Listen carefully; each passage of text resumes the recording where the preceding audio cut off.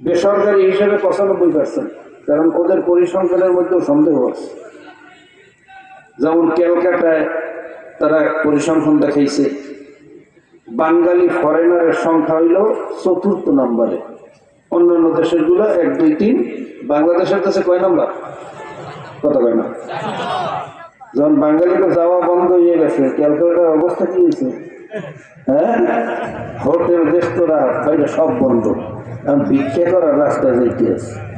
কত কয় না? তাহলে বোঝা গেল বাংলাদেশ 4th ছিল না, বাংলাদেশ ছিল 1 নম্বরে। কত কইেন?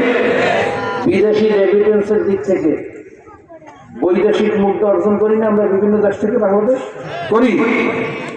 ভারত বৈদেশিক মুদ্রা অর্জন করছে, বাংলাদেশকে দেখাইছে, তাও 4th নম্বর।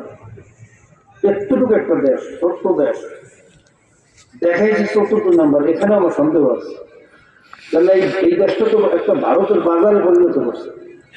কথা হয় না? এই যত মোটর সাইকেল দেখেন, এর 999টা মোটর সাইকেল হল ইন্ডিয়ার। কথা হয় না? কয়টা?